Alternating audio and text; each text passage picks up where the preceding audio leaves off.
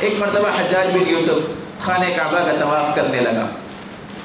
اس نے جیسے ہی طواف شروع کیا تو طواف کے دوران اس نے ایک شخص کو دیکھا جو نابینا ہے اور وہ اللہ سے خانہ کعبہ کا غلاف پکڑ کے کہہ رہا ہے کہ اللہ میری آنکھوں کی بینائی کو لوٹا دے.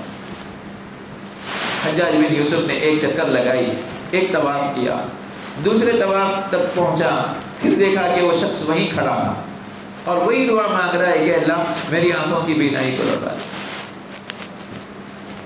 حجاج بن یوسف نے جب یہ سنا تو اس نے کہا اس آدمی سے کہ تو مجھے جانتا ہے کہ میں کون ہوں؟ اس نے کہا کہ میں تو نابینا ہوں، میں تجھے دیکھ نہیں سکتا اور معلوم نہیں ہے کہ تو کون ہے. تو اس نے کہا کہ میں حجاج بن یوسف، میں بادشاہ ہوں، میں حجاج بن یوسف ہوں.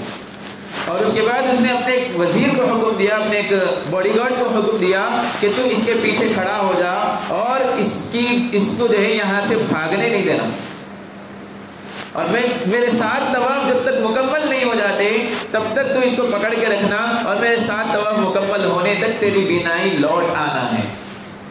تو آنکھوں کی تیرے اندر آنکھوں کی روشنی واپس آنا ہے. تو جو ہے اس وقت تو یہاں سے جا نہیں سکتا اور مجھ سے ملنا ہے. اور اس کے پیچھے جو ہے ایک باڈی گارڈ کو لگا دیا، اس کو بھاگنے نہیں دینا.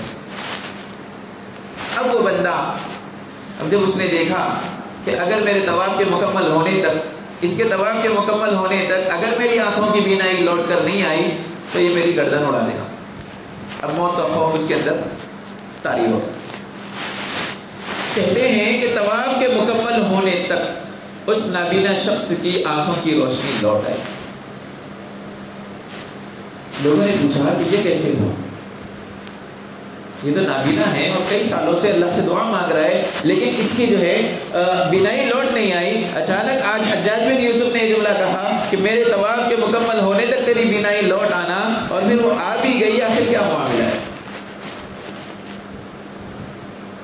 حجاج بن یوسف سے پوچھا گیا تو اس نے کہا کہ جب تک یہ مانگ رہا تھا اتنے سالوں سے ذرا بھی اس کے اندر تڑپ نہیں تھی اللہ سے مانگنے میں، لیکن جب اس کے اوپر موت کی سختی اور موت طاری ہونے والی ہے، جب اس کے اوپر موت کا خوف طاری ہو گیا تو اب یہ اللہ سے تڑپ کر مانگا اور اللہ نے اس کو عطا کر دیا. اس واقعے سے ایک سبق یہ ملا